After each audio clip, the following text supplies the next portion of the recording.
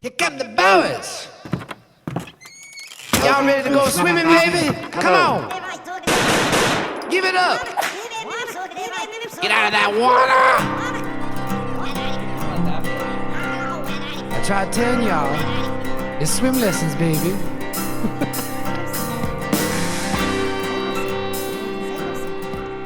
Hey, there you are. Welcome back to another episode of Swim Lessons, the podcast. My guest today is head coach of the Our Redeemers Knights. That is Brock Teets. And Coach Teets, no matter what school he's at, he's been around the great state of North Dakota to 4 different schools, and there's something that happens at each of those schools, and it's winning.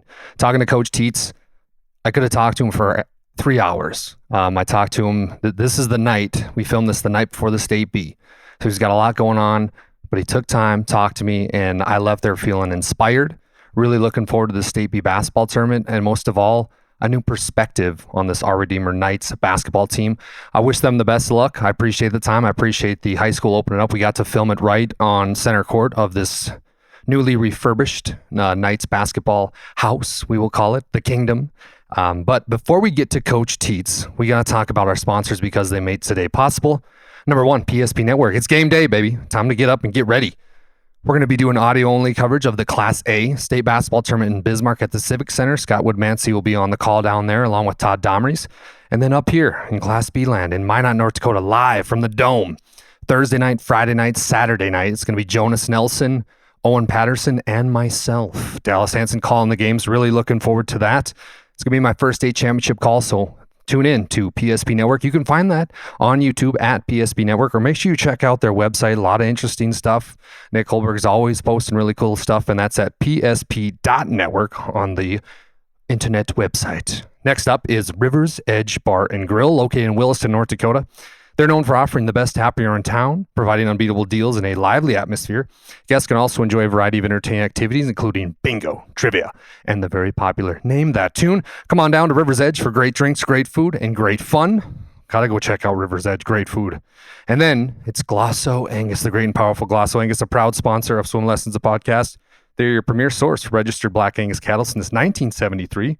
Glosso Angus cattle showcase dominance, durability, and docility, and they're built to thrive on the northern plains. Check them out. That's Glosso, Glasoe, Angus.com. Hey folks, also make sure you check out Plains Window Cleaning, interior and exterior window cleaning on residential and commercial buildings throughout North Dakota. Call Jacob today at 701-609-0405. Again, that's Jacob Broughton at Plains Window Cleaning.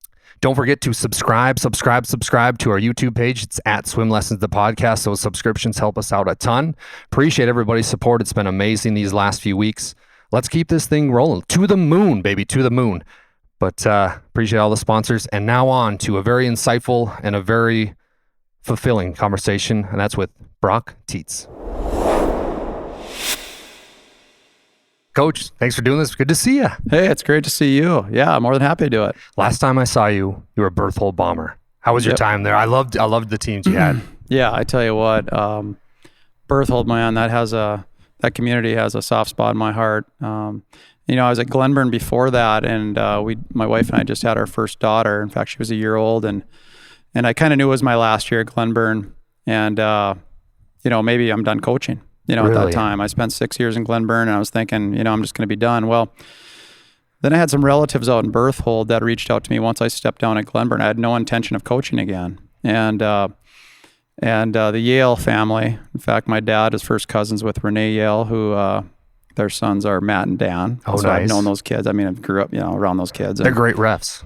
Fantastic refs. Yeah, absolutely. And so after a week or two of me thinking about it, and Berthold had a lot, some talent there, and I said yes, and so that's kind of how I got out to Berthold, and wow, we had fun. I mean, there's nothing like playing games in that old Berthold gym. They have that new nice facility now.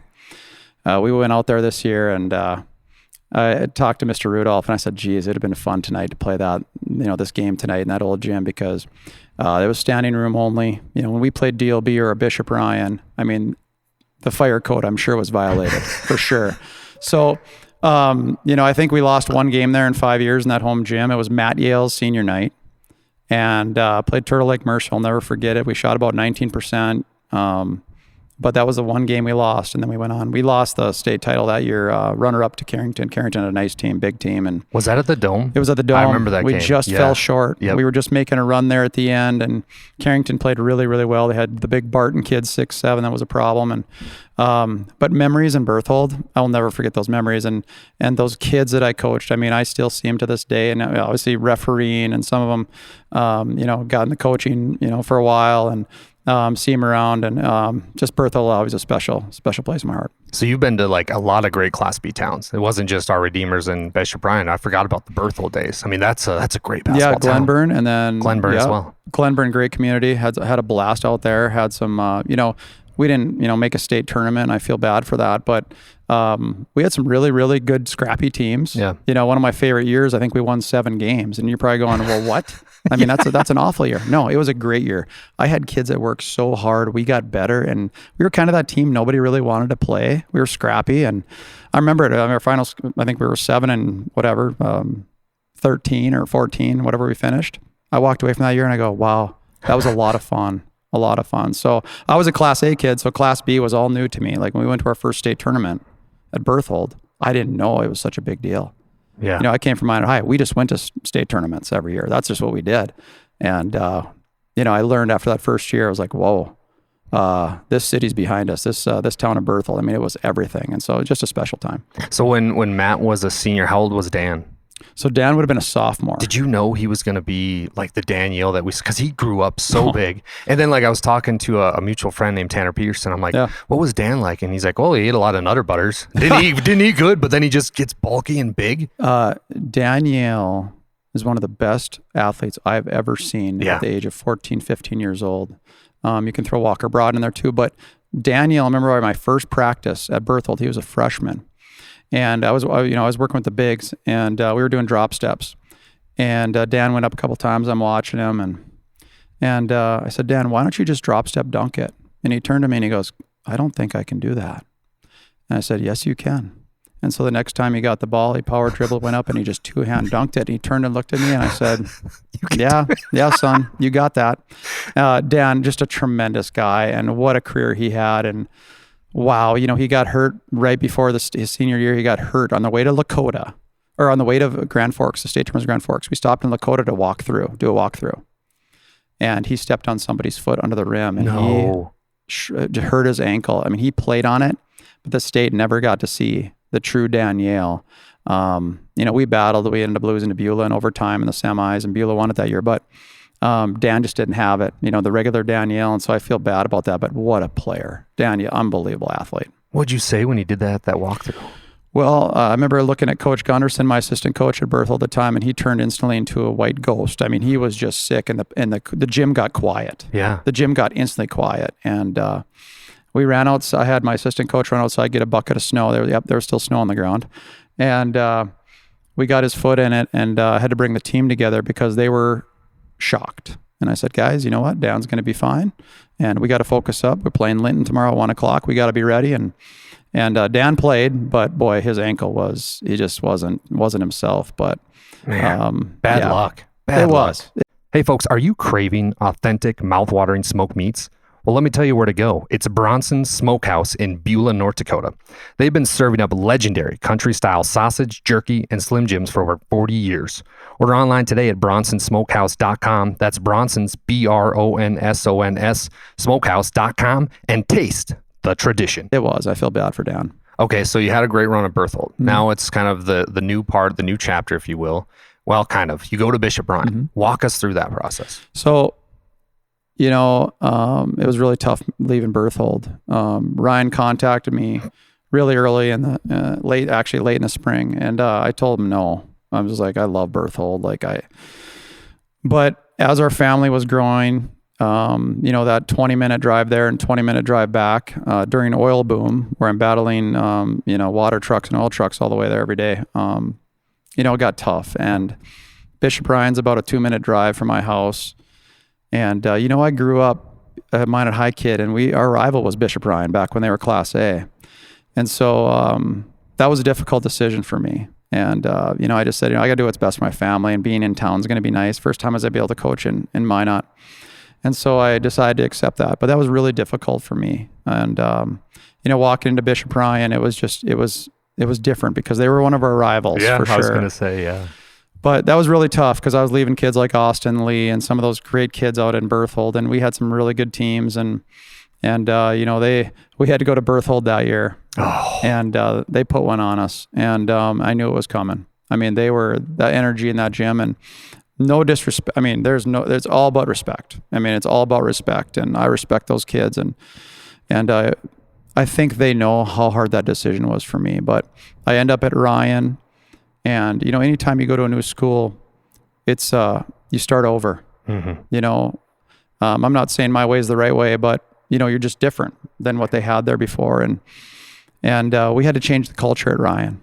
And, everywhere I go, it's all about culture. And that took time. My first year, we had a really talented team. Coach Bosch was my point guard. Very, very good player. Unbelievable athlete. We had a good team. We just weren't ready yet. We just weren't ready. And so it took some time there, and had some talent coming. Benny Bull, Mason Hedberg, Shnazu Dekwe, Caden Sheen, Anthony Vetter, young kids. And I think it was year 3 we made it to the state tournament with some pretty young kids. And then I had to step down. It wasn't my choice. It was some work-related issues. We were just getting busy at work with some things, or maybe I'd be still sitting and coaching Bishop Ryan today. I don't know. So I had to step down. I helped Coach Feller that first year. Coach Bosch was on the staff, and so I helped a little bit there. And then they had some really good success there. And then when Coach Bosch took our Redeemers job, I was helping him here once in a while. He'd have him come into practice. So it was nice to be able to stay with the game a little bit. Yeah. And then, now here we are, full circle. Coach Bosch goes to Ryan. Yeah. And I'm here, and it's just crazy. So when you step down and you have to step away from the game Mm-hmm. because of some work thing, which I think everybody who isn't a teacher, like I coached and I wasn't a teacher, Yep. It's hard. Yep. It's really hard. You have a growing family.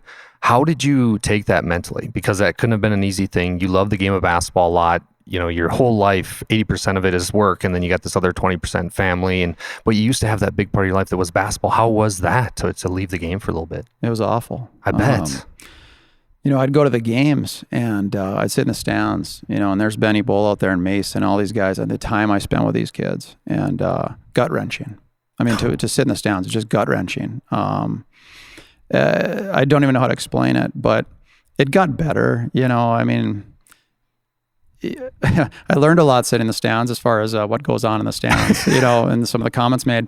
But it was really, really tough. It was really tough to step down because just great kids that I spent a lot of time with, built some relationships with, and here we go. Now we made a state tournament, maybe even a year early than people expected us to. And then, a team that I know that is probably going to be a state title contender for the next couple of years. So that was really tough. Yeah. But also, I think it was good for me to step away a little bit and maybe take it all in from just, a different perspective than a coach's perspective. And I had no aspirations of being a head coach again. When Coach Bosch took the Bishop Ryan job, I called him and I said, I'll start working with those posts this summer. Like, let's get to work. No way. I was going to help him at Ryan. No way. And and then our Redeemers contacted me. I said, nope. And I said, nope for about 2 months. And hey, folks, hope you are enjoying this episode. But support for Swim Lessons, the podcast, comes from Brandon Weber, your Edward Jones financial advisor at 1600 2nd Avenue Southeast, Minot, North Dakota. For more information, visit edwardjones.com. Edward Jones, member SIPC. I was shooting around with my daughter in the driveway one day, and my daughter goes to me, and I'm just thinking, my daughter's getting busy. She's getting through high school now and following her in her dance and so on and so forth. And she said to me, she goes, Dad, why don't you just take the job? And I was like, seriously? Like, I'm going to miss some of your dance and so on and so forth. And she's like, you love to coach. Take the job. So I did. And that's how I got to our Redeemers. Wow. Yeah. That I'm a dad now. And yep. I mean, there's that special bond that you have with your kids. Obviously, my son's 3 months, so no comparison. But I mean, to get the okay from your daughter, for her to sacrifice dad time for it's summertime, we're shooting hoops in the driveway. Wow. And that was the conversation we had. And I was like, okay, I'll do it. Deal. The next day I decided to do it. Yeah. And we're here today. How good was Ben Bull? Oh man. Ben Bowl, from the time I saw him play as a 7th grader, I saw him in a Wildcat game. I don't know, at the Dome. He's playing with his little team, and he's just a bull. He's just a bull. Like he's in your face and he's on the attack. The thing about Ben is, he's one of the best defenders I've ever coached, if not the best. Look what he did in college. Yeah. He might've been the best defender in that conference, a guy that can guard 1 through 5. And a trait about I always say this about great defenders, they're always your best teammates, because what's defense? It's hard work. Who are you working for? Your teammates. Why are you working? So he was a great teammate, just an absolutely mentally tough kid. The bigger the moment, here comes Ben Bowl. Tremendous player. I just love Ben. Just brought it every day. Practice couldn't be hard enough for him. He wanted more. And look at the success he had. Wow. What was now Coach Bosch, but what was he like in high school? Because he was a 1 guard, right? He was a point guard. Point guard. Coach Bosch is scary athletic. He could do things like just so nonchalant. I think he'd put people to sleep, like literally, like kind of just his in and out game is, he would slow you down and then just explode. And next thing you know, he's at the rim. Tremendous player. He had a game, I think we were at TGU one time, and it's funny because we had a chat. I'll never forget this. We had a chat before the game. Really good chat about, I don't even remember what it was about. Something, I don't know, we were talking about just a nice chat. And I said, hey, let's let it go. Let's let go tonight. I think he had 30 in the first half. It was I don't know what the number was. He was unbelievable. And that's the way he could play. Like he just, when his mind was right, he could just light it up. Now he would say, I didn't play defense like Coach Teets wanted me to play defense. And, it's funny because we joke about that now because he's a defensive coach. I pride myself on our defense too. And it's just funny. He's like, God, I wish I would have listened to you, Coach, more about the defensive end. But offensively, very gifted. Phenomenal. Very good player.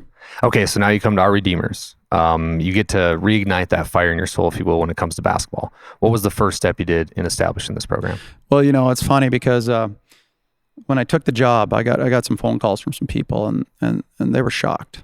They said, "Why are you taking the Redeemers job? Like they don't have any kids.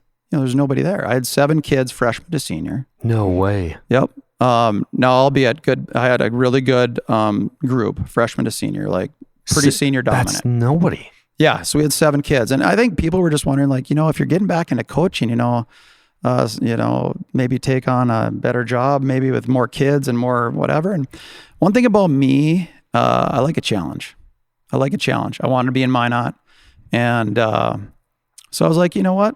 Let's see what we can do. And so walked in, we had 7 kids. And so I went down and asked Mr. Ingstead and for permission to, kind of take a look at the 7th and 8th graders. And so we had a group of 7th and 8th graders that I thought could come up and, we just gotta have numbers. And so guys like Colin Swenson, Peyton Linbo, Jace Weekly, some of these kids were the 7th and 8th grade group that I started here with, and that I had to mix in. Now practices were pretty ugly, pretty dominant with the older group, but that's how we started. And, we didn't have numbers, but now these kids have been around, and from what we've went from there to today, it's like night and day. But just these kids are unbelievable here at our Redeemers. They're just unreal. Yeah, and you and I were talking before we jumped on about how awesome this gym is now. Like they redid everything, this floor. Yep. That's got to just add on to the momentum. It's kind of a big thing that's a small thing. Yep. But when kids come into a gym and they see how nice it is and how it's painted, now the stands are full. Now you got this other momentum going. Now people are like, oh, the Knights are here and they're here to stay for a little bit. Yep. Now you're ranked number 2 in the state. That's got to be a great feeling from where you started. Yeah, I'm not a big rankings guy, but from where we started, there's no doubt. Look at the teams in this state. My goodness gracious. Oh. Wow. If you look at the state tournament, I think they've got the right 8 teams in there. This new class system and how they do it, I think they do a great job, and I think they got the right teams in. Obviously, we don't need to talk about our district and region. Maybe you do, but we were going to talk about that. It's unbelievable. And so where we started and where we are today, wow. When I look around this gym and and what the gym used to look like compared to today, and how, now we might be drawing as many fans as we do for the girls volleyball games, because this is all, our Redeemers girls volleyball is amazing, by the way. And so our crowds this year have been great. Our support's been phenomenal. And like I said, the kids at our Redeemers are second to none. So I watched you guys a few times on film, and then I'm working for PSP and we're calling your guys' game. And I'm walking out because Bryce Gutnick and Owen Patterson were doing your game, and I'm watching you guys come out and warm up. The passes are crisp, on point. Everything's quick. Everything's fast. Pivots are on point. And I'm sitting here watching, and I'm just in a trance watching you guys warm up. I can't, because usually it's like you come out and lay up line and jump shot and blah, blah, blah. You guys, opposite. Let's go. Crisp passes, box out, everything. And I'm sitting here like, this our Redeemers team looks good during warm-ups. I don't know the last time I was going to say that. Like, and you guys aren't the flashiest team. No. But it feels like you guys do all the little things right, and you take care of business on the parts of the game that people sometimes forget. A box out, a good pivot, an extra pass. Yeah, I think for the most part, there's some truth to that for sure. As we were building this thing, you got to remember, if you go back just 2 years, Wyatt Weekly's an 8th grader, and this is kind of my same team from a couple of years ago for the most part. So if you're going to compete with these really athletic, bigger teams, and we were kind of the small little, tiny team that hasn't developed yet, I'm sure teams look at us, compared to Bishop Ryan, which is a dunk fest, and all these other teams, and go, who's this squad down here? We might have got away with that last year. We were kind of the small guy in the block even last year, even though we made the state tournament. When you looked at the comparison of body sizes, we look pretty scrawny.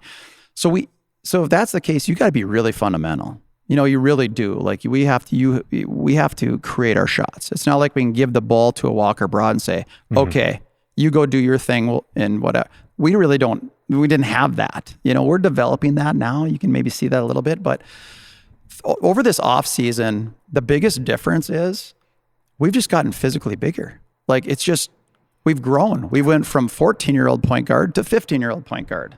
14-year-old, Nolan Schmidt was 14 last year, 15 this year.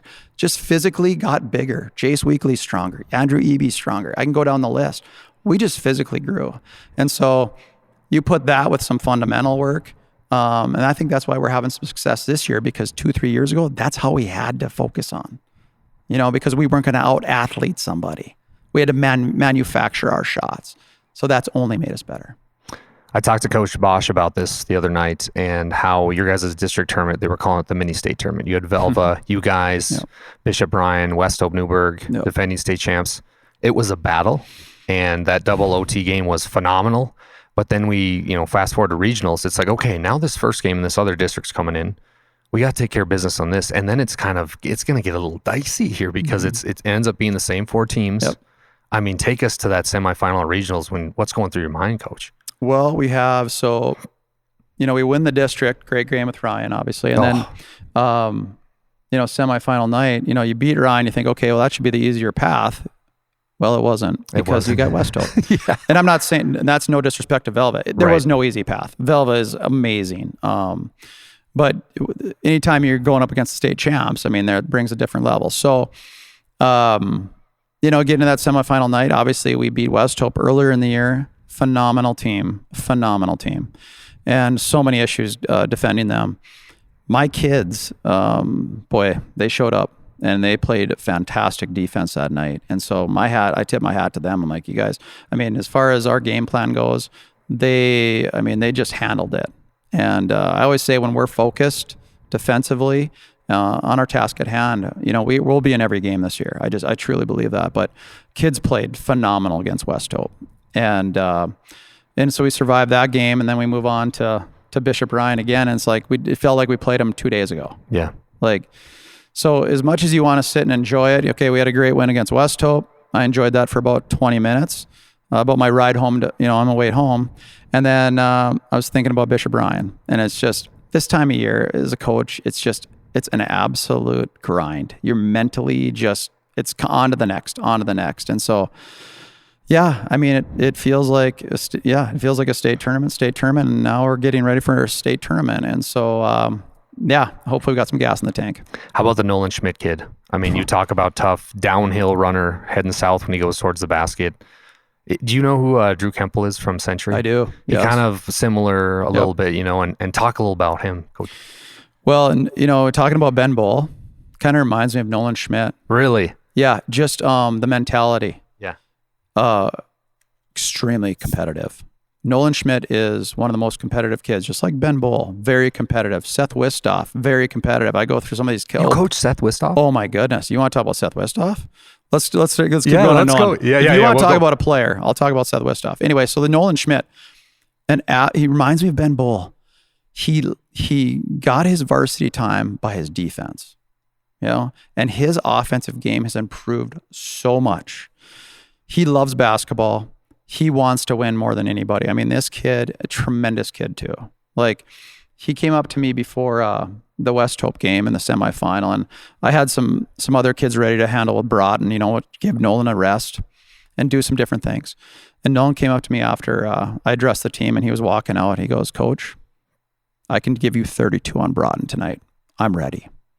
And I was like, "Yeah, I know you are." Okay. And guess what he did? 32 minutes on Broughton. And I mean, I had other things ready. I got some other kids can do some things, but I'm like, "You got it, bud." Like, that's Nolan Schmidt. Like, he is a bulldog, and he's 15. He's 15. He's a young sophomore. Wow. Mature beyond his years, excellent focus, and he's a bulldog. Like, he brings it at you, and nothing phases him. Free throws in the regional. Yeah. Gets an and one. Gets the biggest rebound of the game. Gets an and one. Goes the line. I just smiled at him. He smiled back. I knew it was in. Oh my! I knew it was in. That's the way he is. Yeah. His career, his life path, it's in the right direction. Nolan Schmidt is special. Man, when it's a big moment like that, and a kid acts like the coach does and just smiles back, that's got to be like the best feeling in the world, to have that sense of relief. Is that the right way to put it? Yeah. Sense of relief. Well, we play loose. Like, one of my things we talk about is fearlessness. Mm-hmm. Like, you missed the free throw. This is a game. Give it what you got. Like, let's have fun. And I just, like I said, I'll never forget it. I smiled at him. He smiled at me. I knew it was in. And that's just kind of how we are. Like, that's our team. Like, sometimes it feels like nobody really gives us a chance. Like, right. That's kind of how we felt the last. I was going to say. They're like, well, our Redeemers, nice team, but I mean, and like people have mentioned, you guys are kind of boring. There's nothing really flashy. Yeah, we're not throwing alley-oop dunks. We don't have any dunkers. Boring is good. Right. Boring is good.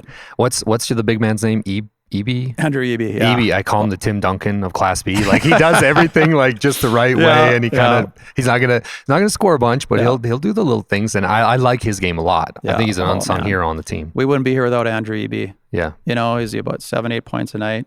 We wouldn't be here. Right. We wouldn't have got there last year. Everybody on our team that works in this gym every day knows that.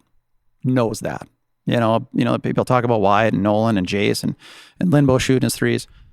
We wouldn't be here without Andrew Eby, and everybody knows that. Talk a little bit about your philosophy, because I get a kick out of watching you coach. It seems like there's a lot of sets, but not too much where it like screws up the rhythm of the game. But I do see you got that card, and you're kind of looking at it, like an offensive coach in like football, if you will. Tell us a little bit about your offensive philosophy. Well, we do have quite a bit of freelance. There's certain teams you can allow freelance. This team can do that.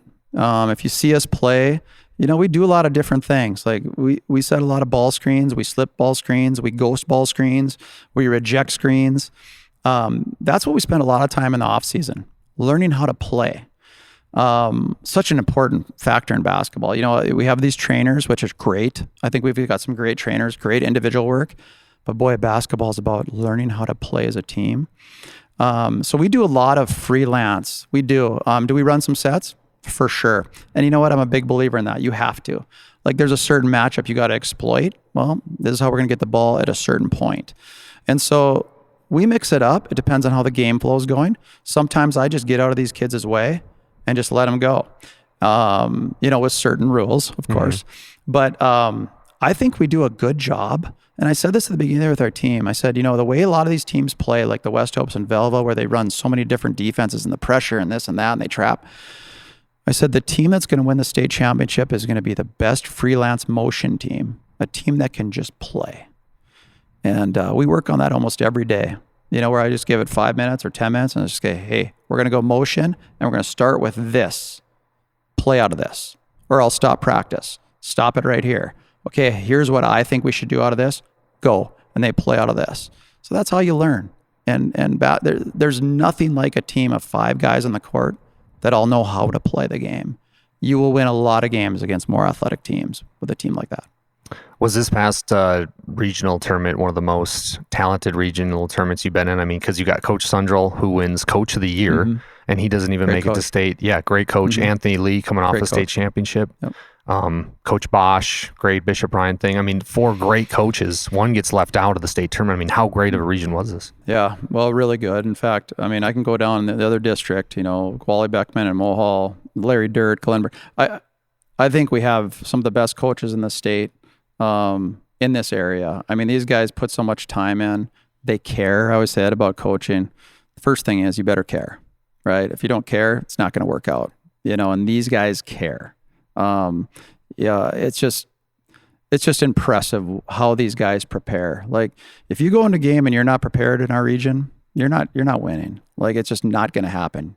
I always say, you better not hope.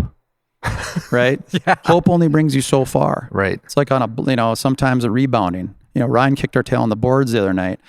Now, granted, we had some good blockouts. The ball, it's just Ramsey. Like, what do you do? But, sometimes if you're hoping to get the rebound, it's not going to happen, right? You got to go hit somebody. You got to go block out. So coaching in this district, it makes it fun because they challenge you. Everybody challenges you. And like I said, different team, different night, different issue you have, and you got to cover it up. Oh, beautiful. I love it.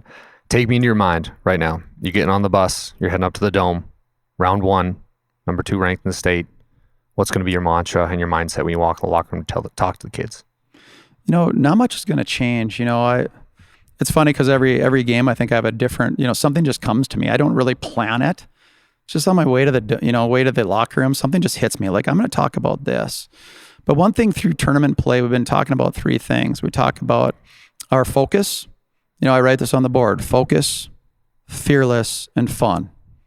Those are 3 things we have to do every game. 1, we got to focus on our task at hand. I want my teams to play with the utmost confidence. Fearless. Like, you got a shot, that's a good shot within our offense, let her go. Don't worry about missing. Like, let it go. You can't play this game tight. If you play golf tight, you're going to slice it 150. Yeah. You know that? Oh, yeah. I know that extremely well too. And then have fun. This is a basketball game. And, it's hard sometimes because the passion behind Class B, like the crowds and the passion and everything that's going on, sometimes you can get wrapped up in that. Like, it almost becomes so important, and it is, and it's great. And what an opportunity these kids have. But man, it's a game. There's going to be a winner. There's going to be a loser, and those other teams practice too. And that's what makes it special. That's what really makes it really special. But without a doubt, we got to have focus. I want our team to play fearless. Let's have fun. The other night against Ryan, we were down 7 with a minute to go. Fearless. Fearless. Like, the huddle, there was no doubt. Eyes are on me. Whatever my message was at the time, let's go do it. Like, we can do this, and never waver. This team never wavers. Down 7 with a minute left. Yeah. Man, that's hard too. I mean, that's that never give up. This team won't quit. This team will go down with a fight. Yeah. Okay, so now say you take, and I know this is weird talk, but I don't know if you've been on the internet lately, but people are really upset about some of the seeding stuff because say you and Bishop Bryan take care of everything, you'll have to play for a 5th time in the second round, you versus Bishop Bryan. Mm-hmm. Your thoughts on that? Well, I mean, I guess I was a little shocked that, I thought we had a pretty good chance for the 1 seed. I think our resume is phenomenal. It's pretty good. Yeah. Wilton's had a great year. It's no disrespect to that, but when I spent 3 hours on my rankings on Saturday when we have to send those in to the state for the state seeding. I watched multiple games of teams I've never seen play before. And I spent 3 hours on it. I thought my rankings were pretty good. They didn't come out the way I thought, but it is what it is. Right. I don't know what to say, but just, hey, it is what it is. And you're going to have to beat 3 really good teams to get there somehow, some way. And whatever order it is, it really doesn't matter. And so we got to, we're getting ready for Oaks right now. And we got to beat a really, really good Oaks team, like really, really good. And so we've been working on that, and hopefully we come out with a win tomorrow. Speaking of fearlessness, what did you have? Because I heard this, shout out Bryce Gutnick. He called your guys' game and he told me about this. So today when we were on the phone. And so what song did you have to dance to after you won regionals? Because he's like, make sure you ask Coach Teets that. Well, I've always had this rule, when you go to the dance, we dance. Yeah. I've had this rule, with all my teams. And I tell you what, we've had some pretty special locker rooms when we dance. And it's so much fun. And hey, we're having fun, right? Like that's what this whole thing's about. And so, the song. Well, I remember our student, one of our student managers, Tate Hofford, started playing some song right away. And I was like, what is this, a ballad? We're not slow dancing here. Like, let's crank it up. Let's give us something we can dance to. And, I'm not really hip to the new, what they call, everybody's featuring somebody these days. I don't know who is whatever. I don't really remember the song, so to speak, but we finally found a pretty good dance song. And the best thing about our dance is that nobody's filming in the locker room. I was going to say, cell phones got to be down. Yeah, because I saw some good things. Yeah. And I saw some interesting things. I mean, my coaches have to dance. Everybody dances. Palmer Thompson, who, sits with her at the bench. He's in the wheelchair there. He got out there and he was even dancing. Nice. Oh my gosh, it was so awesome. Like, everybody's got to dance. And so I don't know the song. So you can tell Bryce, I didn't know the song, but I saw some pretty good dance moves. I was impressed. I was impressed with some of these guys because I got a lot of quiet guys. Yeah. Really quiet. And they got out there and they showed me a few things. I learned a few moves. I love to dance. Hey, I'll dance a little bit. And no, it was good. It was fun. But I don't know the song. That's awesome. Well, Coach, believe it or not, we've been at this for 30 minutes. Swim Lessons, it's a podcast about getting over tough times. What do you yourself, though, say when your back's against the wall and try to push through, get through them, and leave? Maybe somebody who's listening can make it applicable to their life. Ooh, good question. Quick story. So last year, I walked into my bathroom and there was a sticky note. You get what you focus on. And my wife wrote that and left it on the mirror. We just got done getting beat by Bishop Ryan by 30. Velva in a heartbreaker. West Hope kicked our tail. And it just hit me. That quote. I was like, you know what? Yeah, we got to get better defensively. We just gave up 75 points to Bishop Ryan. And so we went to work. From that day, I actually met my team. In fact, we were post practice. I don't think we even practiced that day. Had a 45-minute chat. Since that day, everything has changed. But it's because our focus. And just that saying, you get what you focus on. That's why we're in the state tournament. You get what you focus on. Brilliant. Yep. Man, give us a quick plug where people can follow our Redeemers and social media or whatever it might be. I think it's our Redeemers Nights. Okay. Basketball, our Redeemers Christian School. I think that's it. I'm not a big social media it's guy. All good. I do listen to podcasts, certain podcasts, but I will be listening to Coach Bosch did his, so I got to listen to that. I got to see what he's up to. Yeah. But that would be it. I think that's it as far as I know, as far as our Redeemers Christian School. Well, listen, Coach, I really appreciate the time. Appreciate you as a coach. Learned a lot even this last 30 minutes, but good luck this weekend. Thank you. I'm going to be calling on PSP, so I'm looking forward to that great. too. Yep. And man, good luck. Thank you. It's tough for me because I've got to know all these teams so well, specifically in this area. Who are you going to go for, Dallas? I'm like, I don't know. All I know is it's going to be great basketball in a great venue, and that's all I care about. Yeah, which for it sure. is. Like when West Hope was in the title game last year, I'm cheering for them. I was cheering for West Hope. I mean, so much fun. Yeah. And so that's one thing about our area. There's a lot of basketball followers. People love basketball. That's why I love having it in Minot, because you get so many fans. Out east, you just don't get the fan base. And so it's going to be fun. And so I appreciate everything you do for kids. The PSP is phenomenal. I mean, the stuff that the platform you guys give for kids and is just great. I love watching you guys. You guys do a great job. Talking about toughness, though, how about the Bailey kid from West Hope? Oh, my goodness. Hurts the jaw, comes out in that Mask of Zorro type thing and plays. Yeah. It's funny, that night when I heard that he was going to be done for the year, I told my wife, I said, I don't believe it. He's too tough. She's like, well, Brock, he broke his jaw. Yeah. Like he lost his teeth. And I said, he's too tough. Like if his arms and legs can move, he will play. I love that kid. I mean, I have so much respect for that kid. And I just love watching him play. He's a nightmare to coach against. Oh, I know. Yeah. He keeps me up at night. In fact, I probably should send Broughton and Bailey and Ramsey and Jet probably a happy graduation card because I'm tired of dealing with these guys. These guys are so good.